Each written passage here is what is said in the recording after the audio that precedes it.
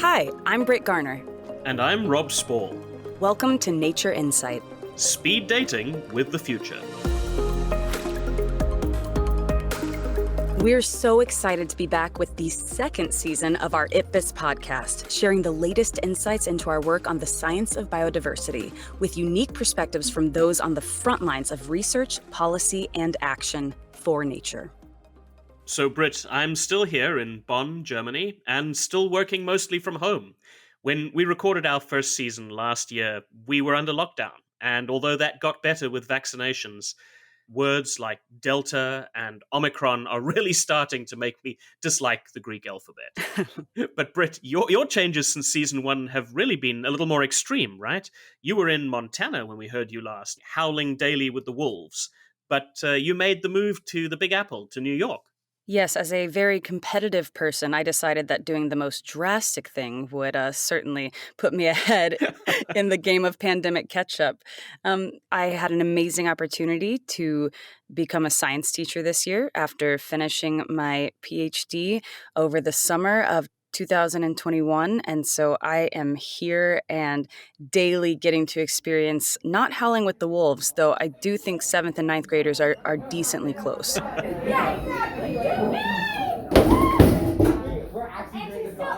I will say it's so great to be back for our second series. And although some things haven't changed at all, some things feel like they are worlds away from where we are. And I mean, we're still speed dating with the future, Rob. Absolutely, Brit. And it seems to me it's even more urgent and important now than it was last year. So for our new listeners, real speed dating is about making a lasting impression in just a few moments. And we're going to try and do the same with you here on Nature Insight. We'll be introducing you to experts and stakeholders working on the cutting edge of biodiversity and the contributions that we all get from nature. We're all a part of this wider community of the organization that I work for, IPBES. IPBES. Yes, wait for it. The Intergovernmental Science Policy Platform on Biodiversity and Ecosystem Services. Bravo. So, Rob, how about a very brief snapshot of what you do? Well, we bring together the best available science about nature, and we present evidence-informed solutions to help people make better choices, to agree better policies, and to take better actions for people and for our planet. Was that short enough? I'll allow it. IPBES usually focuses our communication on decision makers, but the changes we're all making to nature and to biodiversity affect every one of us. And it's really fascinating having come from Montana and now living in one of the most intensely human-built environments. The change in habitat for me has been extraordinary, and yet there is still the impact felt by this connection to the natural world and what that's meant as far as our journey with the pandemic. One of the things that IPBES has worked on since we recorded season one of the podcast was a workshop on the links between the loss of biodiversity and the impacts of that on the increasing risks of pandemics.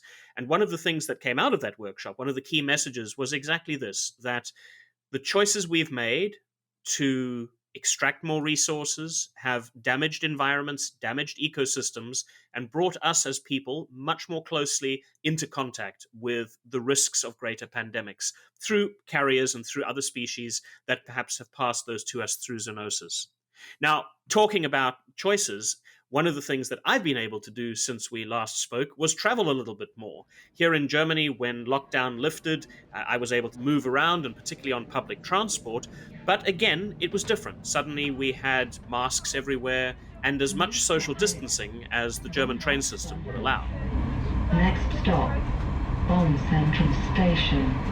Now here's a sound that you won't, or perhaps you shouldn't, hear on public transport anywhere. You'd be surprised. The New York City subway can get decently fascinating at certain points, but you're right. I don't think that sound has been in the lineup. Though I will say it is a sound that absolutely fascinated our first guest when she was growing up in Namibia. Britt, I'm really excited about our first guest. To be an IPBES author, you would normally have to be one of the very best in your field. And typically that means decades of research success behind you. But the IPBES Fellowship Program provides an opportunity for early career researchers from all backgrounds and disciplines to get involved in IPBES's assessments and to work very closely with some of the leaders in their fields as full co-authors of our reports. And I connected so strongly to Lelani Mannetti, who's actually a conservation ecologist from Namibia who is an IPBES fellow. She's been working on the IPBES Values Assessment in particular, which we actually talked about in episode 6 of our first season. Lelani is a postdoctoral fellow at Georgia State University's Urban Studies Institute, and she's conducting interdisciplinary research on resilient urban futures. But what I wanted to know at first was what sparked Lelani's interest in conservation ecology. Well, my earliest passion was lions. I was fascinated by them. I absolutely adored lions. I had a room full of posters of just lions, as compared to many of my friends that had a whole bunch of teeny bopper things on their walls. I always had my mom go out and get me posters about lions. And so I went on and I studied conservation at Stellenbosch University in South Africa, carried on for 4 years, and then did a master's where I realized that it wasn't so much about the lions, it was about the people that were living close to these protected areas that were putting pressure on their protected areas. So that's where I started incorporating the social aspects in my research, started doing social ecological research, and that became my passion. Very shortly after that, realizing how important policy was. And then it became a natural progression to then include technological aspects. And now my passion is social ecological technological systems and studying those in the urban context. It's so fascinating because we're from completely different parts of the world, and yet our journeys actually align really interestingly. For me, it was sharks. So clearly we've got the claws and jaws situation going on. I love that. And so I went in and did zoology, conservation, wildlife conservation, but then really started realizing that pretty much almost all of wildlife conservation was human management and thinking about the things driving the decisions. So you received the fellowship and you decided to go for it. What was that kind of beginning like? The beginning was overwhelming. I am not even going to pretend. Very fair. Once you're actually there and you see all these people and all these experts from around the world, when you hear the accents and where they're all from and their disciplines, and you see somehow how they're interconnected, and then you hear about all these other structures. And then when you kind of calm down a little bit, you look around the room and you see people that you have been citing all these years. And I think that, that's kind of pinch me moment. Amazing. That I think was overwhelming. And then just being able to meet all these amazing people and then figuring out how you're going to keep this network going and keep the friendships going. You calm yourself down because you know that when you need to deal with something down the line, whether that is, negotiations during the plenary, you will get there. You'll get the necessary training, the necessary capacity building. I know I think it was the Global Assessment Fellows, or they've now become the alumni. They have a song to kind of get across all these acronyms, because in IPBES there are plenty of acronyms. Indeed. And they've got this cool song, and I still don't know all of them, but sometimes I just go back to, humming that. We're dying to hear it, so we're going to have to find that song. and TSU, we cannot do it without you. We want all, nothing less. Now I know my IPBES. Amazing. A fight song, how does it get better than that?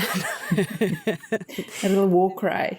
So as an IPBES fellow, you're working within your research institute. You are doing postdoc work, but then you are also working with mentor and with a team for assessment. How does that time kind of get allocated to both of these huge endeavors? Well, initially when you apply, it does say that you're expected to dedicate 15% of your time in some way or another to the assessment. And then there's also different phases, right, during an assessment. Because if things are due, you're going to spend all your time on the assessment and getting something done. But a typical day would be, checking in with the rest of your section or your chapter, being sure of what your role is, what you need to be doing. Because remember, this is way bigger than your little section. And then kind of going back and then making sure that you do it to the highest caliber of your own skill set, of what you know is out there and your capacities. And then there's capacity building phases where we actually the fellows would go for a week or so and we would have training. It has been done online recently, but that also looks different. Sometimes it's just on data visualization. Other times it is how to communicate your science. It really does vary. There really isn't a structure that I would say to somebody, your Monday to Friday or your January to December looks like this, because it really does vary. And what they allow you to do really is up to you and whatever leadership structure you find yourself in. In my chapter, they really treated me as a peer. So essentially, whatever we were doing, I was, seen on equal ground. We all did the work together. Academic research projects in general, they're often very exclusive. I mean, it's very hard to come in or break in. And yet with the fellowship over the 3 years, not only are you being exposed, but I mean, you're actually a co-author on these pieces of the assessment, correct? It's a fast-forward mechanism, if I could put it that way, that the fellows are then given the seat at the table. And instead of waiting 2 decades to be able to do and affect that change, we can do it now. We can start now. When you see your own work kind of being incorporated into the assessment, I think that's also just a wow. Though I don't have this long list of publications, but my work, my publications, my contributions are being incorporated. What I'm doing matters, and it does matter down the line. Yeah. And then also importantly, you start networking, because the people that I have met, whether those are fellows or other experts, the work still continues, this type of work. Being exposed in these arenas to doing these types of assessments at the policy interface means it influences your work as well. Yeah, and that makes perfect sense. And I like the idea of it being a matter of urgency. It's not just for fun. It's that we need the right now. So why not take exceptional early career researchers that can do this? You mentioned the fellows, which I love that. Me and my fellows. Can you tell us a little bit over the 3 years of your fellowship, what that's been like and how it's potentially changed or grown? The fellows and the support that has been offered through that relationship has been immense. I think that's probably one of the best takeaways that I will take from this. We're from different disciplines, different countries, still early career, but some of us at different stages. Within this group of fellows, I've also had formed closer friendships. So we're a group of 4, we call it the buddies, because we had this buddy system when we were in Morocco where we just didn't want to lose each other. So we kind of buddied up.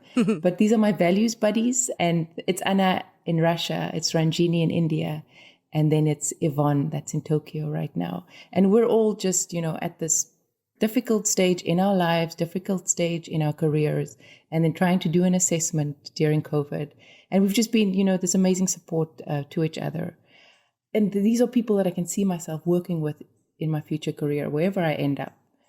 Support in COVID has been immense. We did our 3rd authors meeting entirely online. And then just, when I think back of those virtual hugs and Patty's laugh, one of the 4 co-chairs of the values assessment. And just, you can just feel them in the room with you and on a virtual call, all alone in your apartment in the middle of Atlanta. And you can actually feel somebody from across the world in the room with you.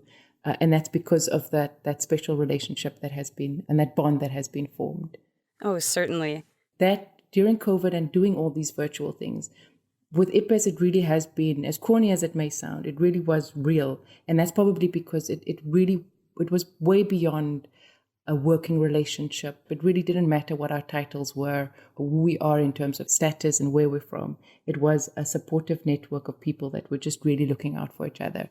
How do diverse perspectives that are coming from fellows from all around the world and all different backgrounds, how do those perspectives enrich the assessments themselves? In your case, the values assessment. As you can imagine, values themselves are diverse. So it just makes sense to have diverse perspective, diverse ways of seeing things, diverse ways of researching, of conceptualizing.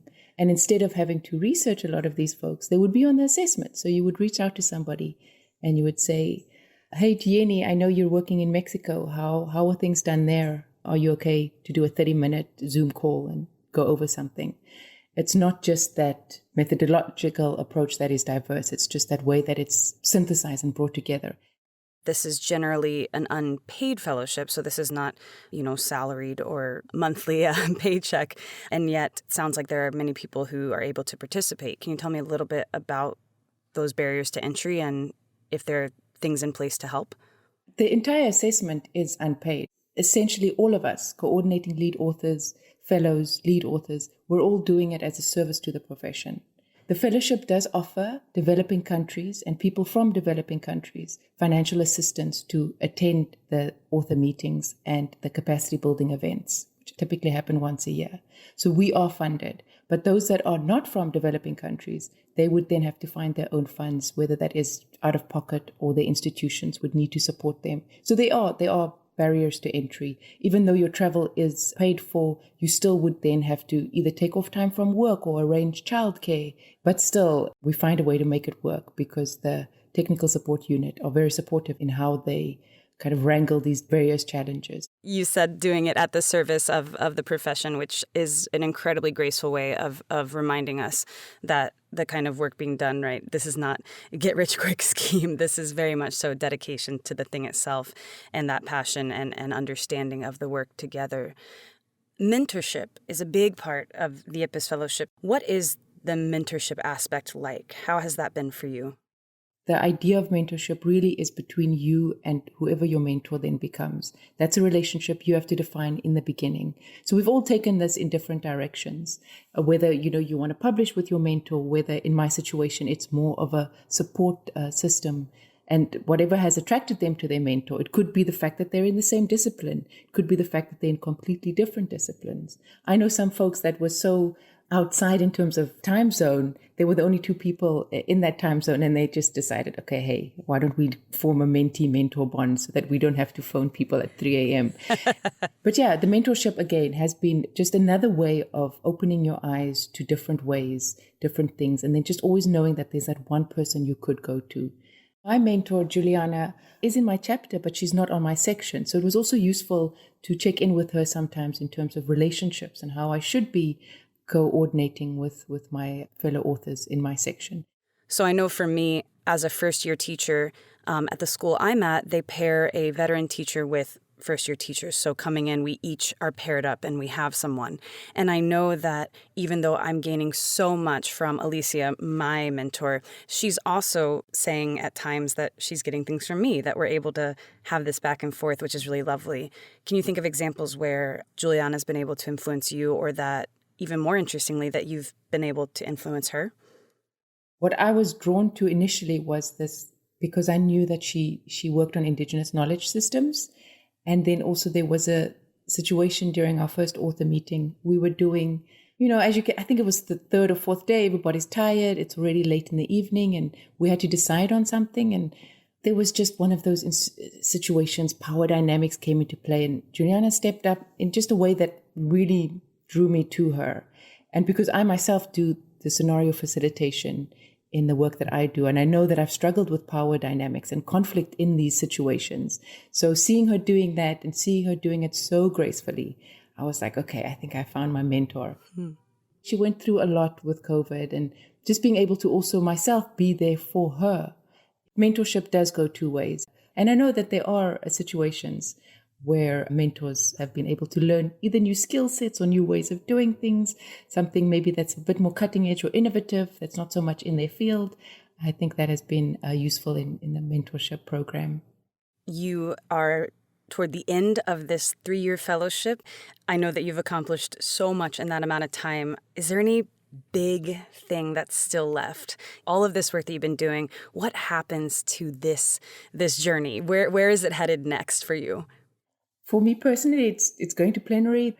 That basically involves the coordinating lead authors and the policymakers going line by line through the assessment. What gets said, where are the gaps, what should be done, and how do we say it? And then they have to agree on that. Amazing. So that's huge. It's like you do all this work, but then that next step is still around the corner. And that's incredibly exciting. So much of your work is thinking about future capacity and scenarios. And what kind of makes you hopeful about the future as you end and conclude this IPBES fellowship? There's a lot more work waiting for us, but just seeing all these passionate people willing to give, even during a time of virtual working from home, weird, absolutely, we don't know what tomorrow brings situations. People are still passionate about making it work, about making these assessments a success. That has really made me hopeful. And then being able to see how your work can affect that change, can contribute to affecting that change, has kind of made me want to do another assessment, because I now know what the value is by identifying gaps and then filling those gaps, right? Not waiting for another catastrophe or another crisis or another window of opportunity, but being proactive in filling those gaps and contributing to this plausible, better, desired future that we all so much want and need. And I am so happy to be right there with you as we journey forward to these next chapters. Thank you so much, Lelani. I really, really appreciate it. Look forward to seeing you on one of the assessments, Brit. Oh, the gauntlet has been thrown. I might just get my 7th grade students. What do you think? I would love that. It could be like the mini fellows. I love that, especially because I work on scenarios. I know that I'm talking about their future. So having some of them involved around the table would be absolutely beautiful. I must say, the idea of the 7th graders sitting around the table discussing policy and the idea of their futures is actually pretty awesome when I think about it. I really do love the fact that for the IPBES Fellowship Program, there is a sense of this collaboration and multiple ideas and people learning from each other and getting to be a part of the conversation. Absolutely, Brit. It's something that's really close to my heart, this idea that groups of people are being involved in work and discussions that affect everybody's futures. I mean, the fellows obviously are one part of that, the idea of your 7th graders perhaps being involved. Another group of people that perhaps you wouldn't immediately expect to be involved in the science of biodiversity is the private sector, the business sector. And it was also a group we talked about in season 1 as important decision makers for nature. At IPBES, we've been very fortunate to secure some financial support from business to help these early career researchers get involved in the IPBES assessments through the fellowship program. Yes, and I caught up with Juliette Prieur from AXA's Research Fund. They're one of the world's largest insurance companies and have been supporting biodiversity projects since 2018. Now, the AXA Research Fund is planning on making a significant financial contribution specifically to the fellowship program. So I asked Juliette why they see this and the work of IPBES as deserving of their support. Actually, a couple of years ago, we were thinking about reshaping our grants, and we asked ourselves, where do we have the most impact? And we really realized that supporting young researchers is really fundamental, because they can be at a point of their young career where they can ask themselves, okay, shall I be a scientist or should I do something completely different? And so we really understood also by talking with the young scientists that we already support, that sometimes they spend more time looking for funding rather than actually doing research. So it's really important for us to support them in helping them to achieve what they want to achieve. And what is also really great is that with this support, we're going to help specifically researchers from the Global South. And we know that it's even more difficult for them sometimes to get funded. So it adds a social angle to our support. And it's super fascinating to me that an insurer, a group that works on mitigating risk, would do something like say, these people that are early in career or might not typically have this kind of an opportunity. You know what? We are people that mitigate risk, and yet we want to take a risk in investing in young people. Sometimes it's totally okay for us to go for the research who will be probably the more risky, but also which will probably open the best path. Because if we don't take action, then who will? With this financial contribution, AXA doesn't get any special access or influence over assessments or processes. So what is the actual return on investment for AXA as a company, as a group? As an insurer, I think we really need to understand what's going on in the world and what are the main issues that shape the earth. And we really need to rely on science to better mitigate, to better understand, and also to better ensure the main risk. And how we measure the impact of our grants is really on the researcher's career. So I think our return on investment is really when researchers manage to carry out their projects in a great way until the end and the way they wanted to do it. And at AXA, we really see the biodiversity crisis as a major one. What we try to do at the AXA Research Fund is really to try to establish the connection between researchers and business experts. So we like to say that we help science getting out of the lab so that the greatest number of people can get access to science to make the best decision on the business side or daily life. And as you mentioned, with climate crisis and biodiversity crisis, we're also all getting our own version of a return on investment, just as humans and other species and organisms navigating the challenges. So I can completely understand that. In general, looking forward, how do you see the link between business and research evolving? What are some of those future ideas, or where do you see that going? People sometimes tend to think that research and business are completely different. They are not linked. And you have basically scientists in their lab on one corner, and you have a really serious guy doing business on the other side of the world. But I mean, at AXA, we don't view things that way. We really think that research and business are connected and that research feed business and the other way around. Those issues of climate change, of biodiversity loss are really global ones, and everyone should join forces to find solution and to make the Earth a better place to live in the future years.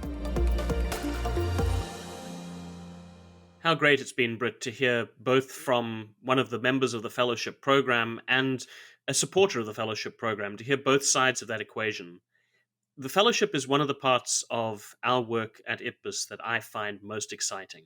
And I think we're going to be talking a lot this season about different kinds of values.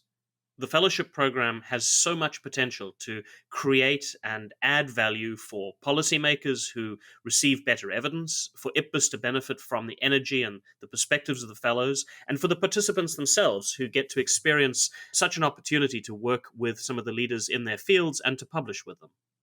You know, and that idea of the street being two ways, as far as a mentor and mentee both getting to learn from each other, actually in an interesting way reminds me of the way that both science and policy get to learn from each other, particularly when we look at what IPBES does on the grander scale.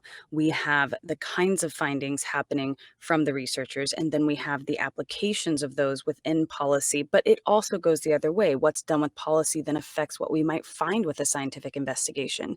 And it's just so neat to see all of these lanes interconnected and the ways that communication and knowledge can be shared. You know, Britt, it reminds me a lot of what we talked about in season one with this idea of the importance not just of communicating, but of listening to what's being communicated and the power of two-way dialogue to learn from perhaps somewhat unexpected voices. You know, one of the things that I loved in the interview with Lelani was this concept of the seat at the table and making sure that the seats at the table were there for new voices and perhaps the unexpected voices to give some perspectives and to add value that wouldn't otherwise be there.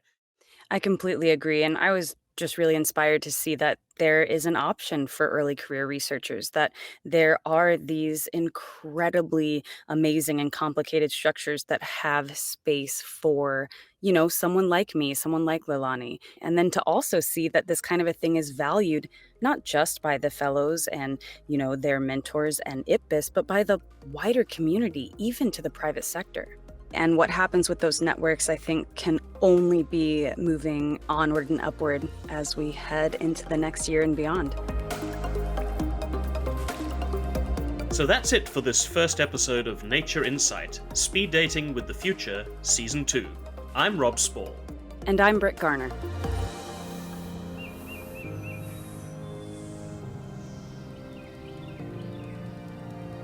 In our next episode, we'll be peeking behind that curtain, finding out how assessments are coordinated and delivered not just by hundreds of experts from every corner of the globe, but also by some of the amazing technical people behind the assessment process. So I'll be speaking to Hien Ngo.